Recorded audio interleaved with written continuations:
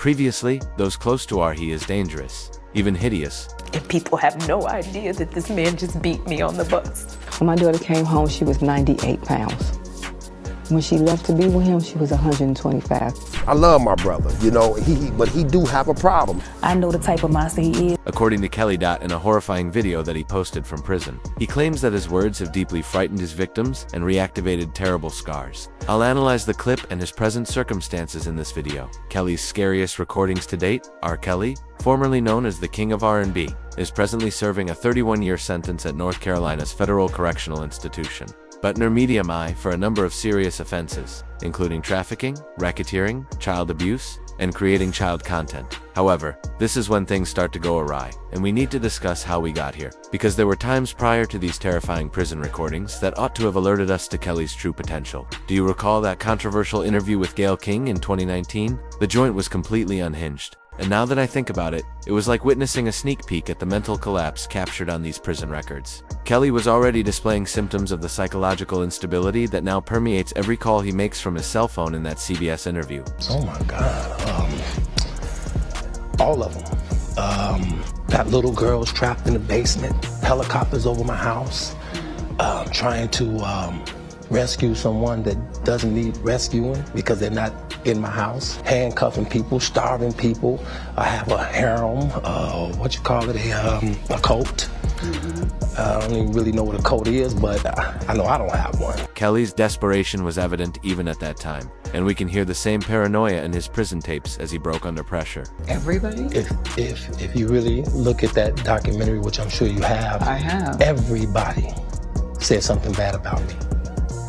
Nobody said nothing good. They was describing Lucifer. I'm not Lucifer. I'm a man. I make mistakes, but I'm not a devil, and by no means am I a monster. However, when Gayle King confronted him about the accusations, things became heated, but Kelly went totally crazy when King began identifying his accusers. They are lying on me. They are lying on me. King's questioning of him over the repeated tales from several ladies was the most telling moment. Kelly's answer demonstrated the same deceptive mentality that is evident in his present prison strategy. That defies logic to me. Right. Until you hear the explanation. You can start a rumor on a guy like me or a celebrity just like that. All you have to do is push a button on your phone and say, so-and-so did this to me. R. Kelly did this to me. However, Kelly's complete breakdown was the most terrifying moment, providing us with a sneak peek at the mental state he is exhibiting. In his prison recordings, "This has got me, y'all. I'm fighting for my life. Y'all killing me with this. I gave y'all 30 years of my career. Robert. 30 years of my career. And y'all trying to kill me. You killing me, man. This ain't not about music. I'm trying to have a relationship with my kids, and I can't do it. Y'all just don't want to believe the truth." that breakdown was prophetic. Since that same fighting for my life, emotion is exactly what we're hearing in these 2025 prison tapes. I'm fighting for my life, Kelly told Gayle King, and he wasn't merely referring to his legal issues. His voice today is one of actual horror, which he was hinting at. What was much more telling was Kelly's statement. I have been assassinated. I have been buried alive, but I'm alive. He talks about people trying to poison him and put him in jail in his new songs, which makes the line "buried alive" even more powerful. It seems as though he was already feeling the vibrations and preparing himself psychologically for the loneliness and paranoia he is experiencing. How stupid would never be for R. Kelly, with all I've been through in my way past, to hold somebody, let alone 4, 5, 6, 50, you said.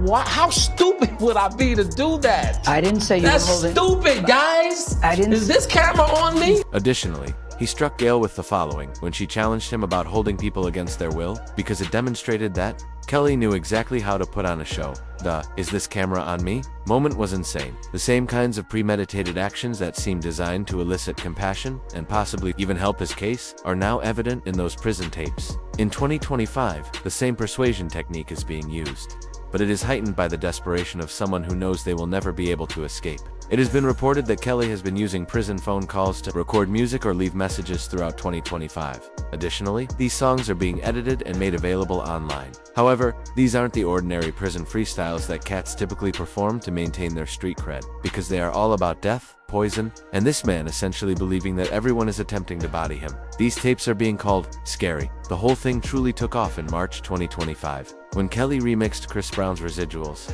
over a prison phone call in response to a viral social media challenge. Nowadays, rappers and singers typically use challenges as an opportunity to show off their skills and flex. Kelly's rendition, however, struck a different tone.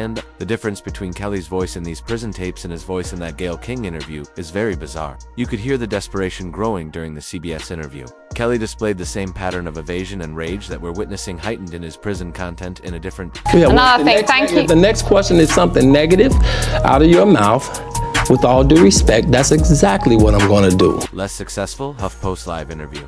Kelly became defensive right on when the journalist attempted to question him about his lyrics. I would have to say this. I did not come here to get interrogated. I didn't come here for a deposition. You know what a deposition is? There was usually a pattern. Kelly would lash out or attempt to steer the conversation because he couldn't stand being questioned or challenged. These recordings from the prison captured the same intensity. This is a deposition. This is not about R. Kelly. This is not about music. This is not about someone who works hard on his music, who has an album out. This is about trying to interrogate me, and this is about, disrespect. But they are now filtered through real feelings of loneliness and terror. That same victim attitude has changed into something far more sinister while incarcerated. With R, the music circulated on Instagram and TikTok. Quotes like "Who's getting all my checks" on his lost royalties are pouring forth by Kelly. It wasn't simply the words, though. People were conflicted because of the unpolished jail phone tone in his voice. It was deemed heartbreaking by some. It was unsettling, according to others, since you could actually hear the misery and terror in every syllable. However, that was only the start of what would become one of the most unsettling releases ever to come out of the pen. By May 2025, a song called "They Trying to Poison Me in Jail" appeared on YouTube. Additionally, this place was eerily eerie. It was presented as a sensitive ballad in which Kelly alleges that he is being poisoned by jail officials. These recordings began to get increasingly somber and desperate as the months passed. By June 2025, several songs with catchy titles like "They're Dosing Me to Death," "I'm Not Safe in Prison," and "I Heard the Guards Say Kill Him" had become more than just songs. They resembled frantic SOS calls from a man who believed he was going to be duped. With songs like "I Can Smell Death,"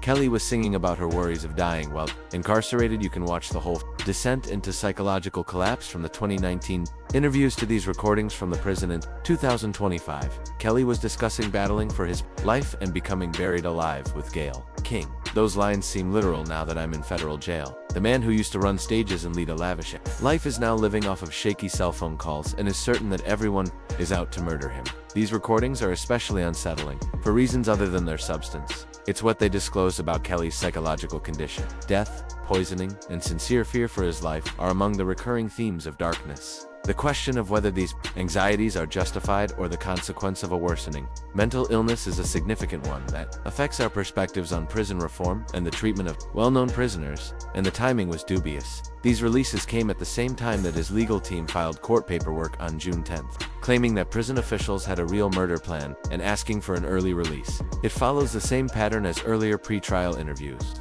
Kelly tries to sway his legal status by appealing to the public's sympathies and the media. This is where things start to get pretty crazy. The use of recording equipment is strictly prohibited in federal prisons. It is totally prohibited to do that. In reality, these movies are simply the audio recordings of jail phones, which are then embellished by outsiders using artificial intelligence, graphics, or pre-made prison footage. In essence, it is an underground conduit designed to restore Kelly's voice to the public sphere. Everyone wants to know if these tapes are authentic or not. Some of these recordings are unquestionably authentic, but at least one popular music video from a prison was entirely artificial intelligence, AI manufactured. Kelly called into a podcast called Inmate T with a P in what looks to be a real phone call dated March 2025, when he sings his 1998 hit song, "When a Woman's Fed Up."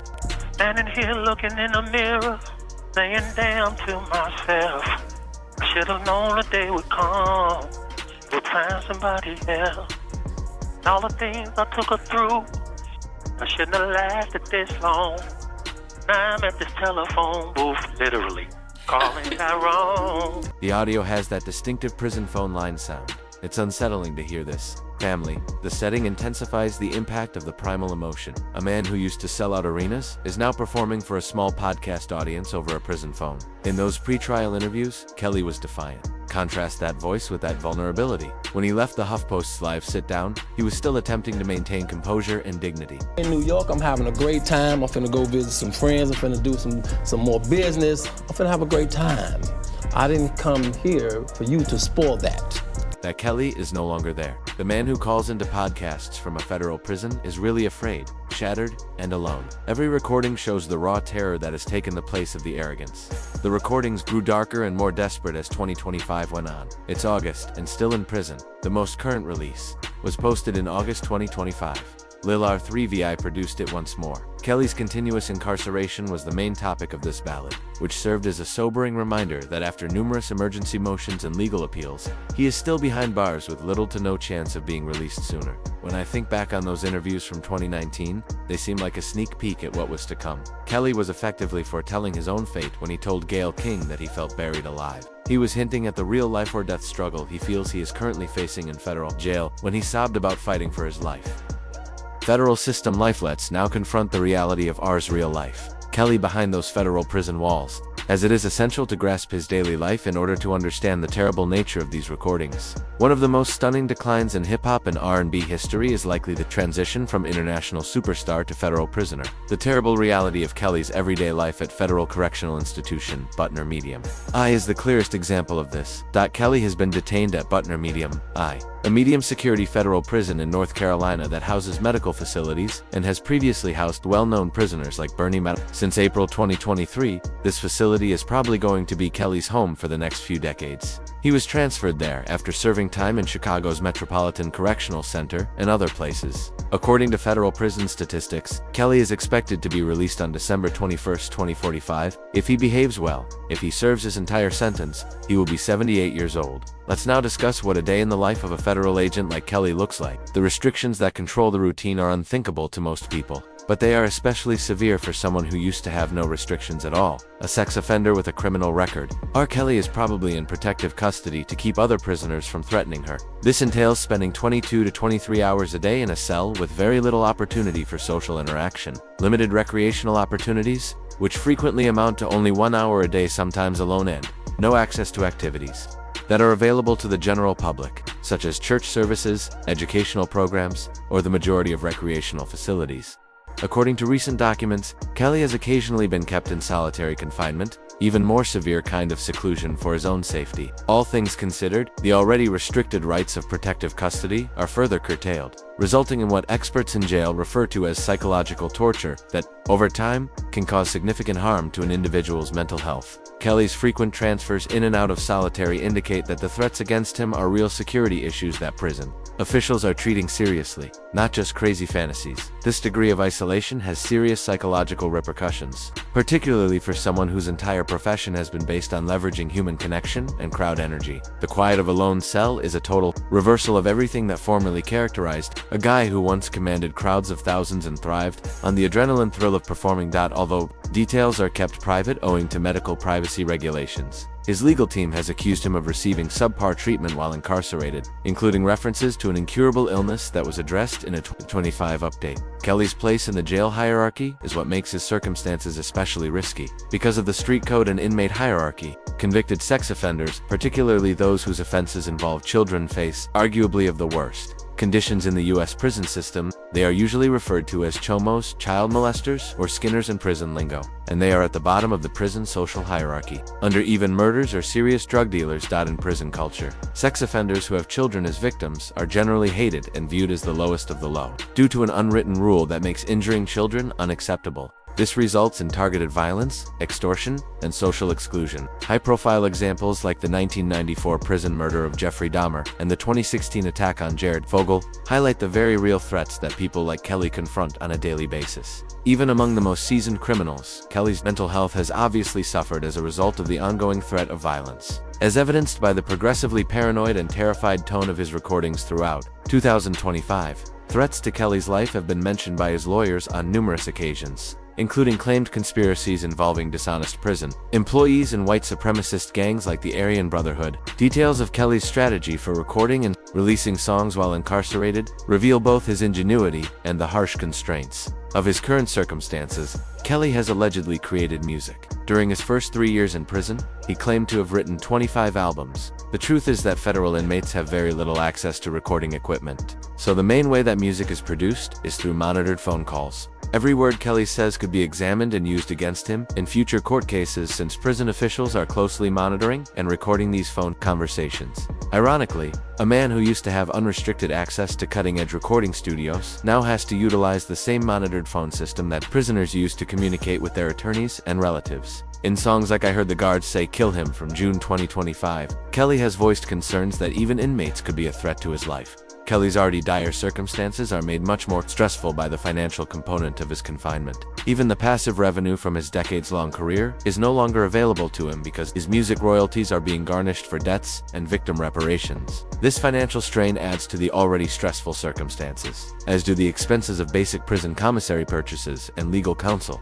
Images taken in February 2025 depict Kelly looking calm and elderly while dressed in typical jail uniforms. However, these still photos don't convey the psychological damage that someone who is once one of the most self-assured and dominant musicians in music history has suffered from ongoing anxiety and loneliness. Kelly was allegedly put in solitary confinement and given too much medication by staff in June 2025, which resulted in an overdose that necessitated a few days of hospitalization in Durham, North Carolina. His legal team filed court documents to back up allegations of a murder conspiracy involving both corrupt staff members and convicts, characterizing this as a purposeful assault on his life. Kelly's lawyers claim that after he collapsed on June 13th and was admitted to the hospital professionals suggested additional care, which was turned down when he was sent back to prison. Kelly's team has presented these incidents as proof of systemic bias and endangerment, regardless of whether they are the result of actual medical malpractice, an attempted assassination, or the regrettable outcome of Kelly's declining mental state leading to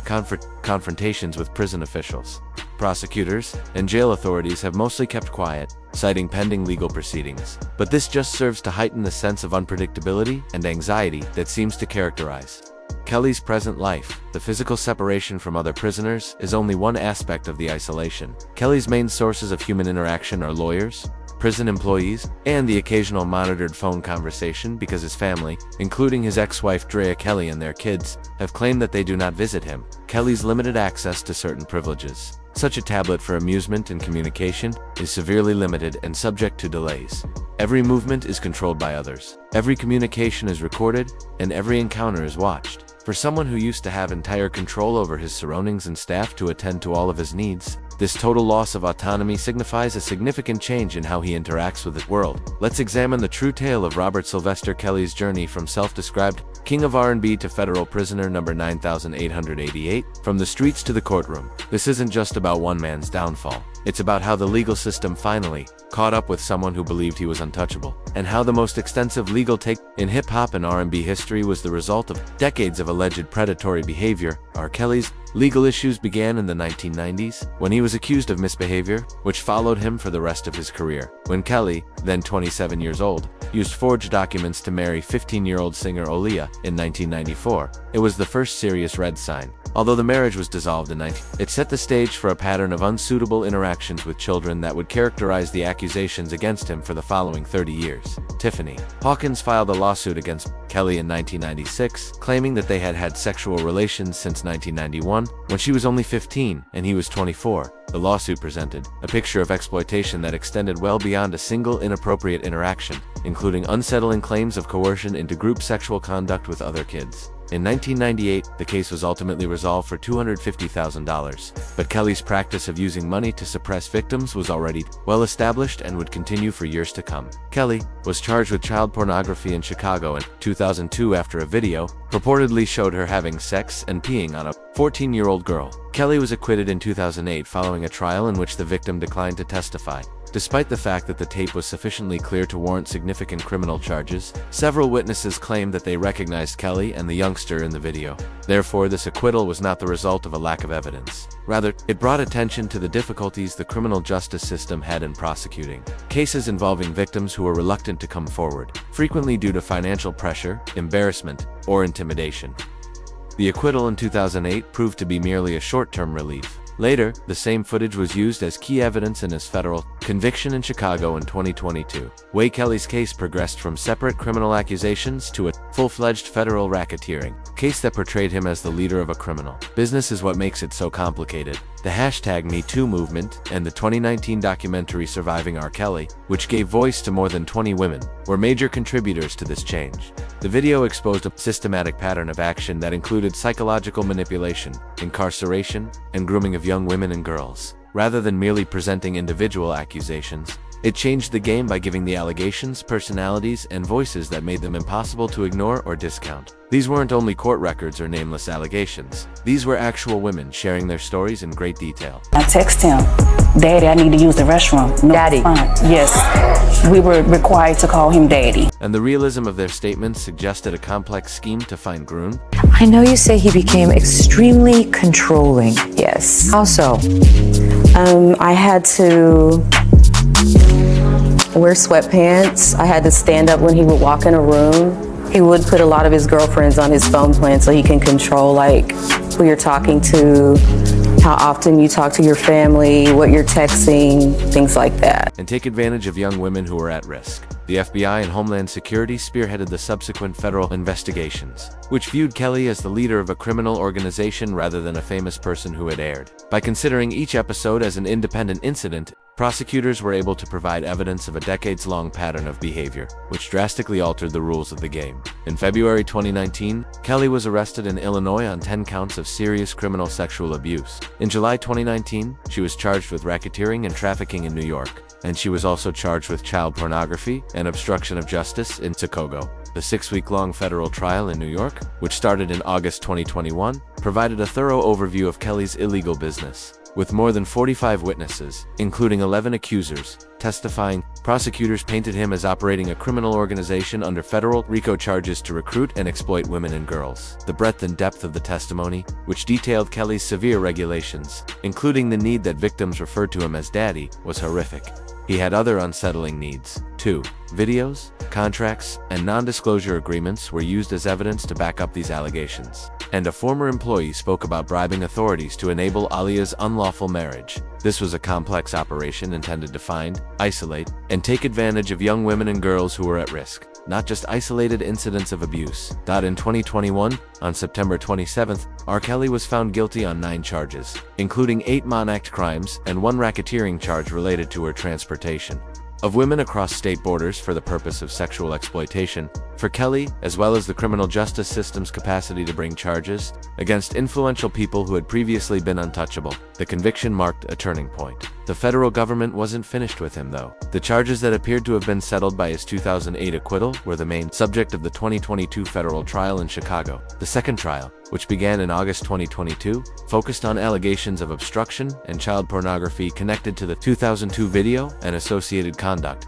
This time, the testimony that had been absent from the 2008 trial was given by Jane, the girl in the 2002 video, who identified herself as a victim. Kelly and his friends were found to have intimidated witnesses and recovered incriminating tapes as part of a larger obstruction scheme. Kelly was found guilty on 6 of 13 counts on September 14, 2022, including 3 counts of producing child pornography and 3 counts of enticing minors. Even though he was found not guilty on 7 counts, including conspiracy to impede justice, the convictions were enough to increase his sentence by decades. Judge Ann Donnelly sentenced Kelly to 30 years in prison for the convictions in New York on June 29, 2022. Citing his decades of injury and total lack of regret, the judge observed that Kelly remained to pose a threat to society and had demonstrated no remorse whatsoever for his conduct. Judge Harry Leinenweber sentenced Kelly to an extra 20 years for the Chicago crimes on February 23, 2023. Of those years, 19 ran concurrently with the New York term, so increasing Kelly's overall sentence by 1 year. The sentence guaranteed that Kelly would probably spend the remainder of his life in federal custody, along with significant fines, compensation to victims, and lifetime supervised release. This is a significant outcome for all victims of R. Kelly, and especially for the survivors who so bravely testified. The convictions have been upheld through a prompt and decisive appeals process. The conviction in New York was upheld by the 2nd U.S. Circuit Court of Appeals in June 2023. The 7th U.S. Circuit Court of Appeals dismissed Chicago appeals pertaining to statutes of limitations in April 2024. Kelly's appealed to the United States He essentially exhausted all of his legal appeals and ended all chance of having his convictions overturned when the Supreme Court rejected his case in July 2025. The way that Kelly's legal troubles have affected more general shifts in the way the legal system handles celebrity offenses is what makes them so noteworthy. The case has brought attention to a rise in federal prosecutions of celebrities under RICO and trafficking statutes, a trend spurred by documentaries such as Surviving R. Kelly and the #MeToo movement. The landscape of celebrity responsibility has changed significantly as a result of the Kelly charges' success, which has given prosecutors the confidence to bring comparable cases against other well-known individuals. The takeaway is unmistakable: wealth and celebrity cannot save you from justice indefinitely.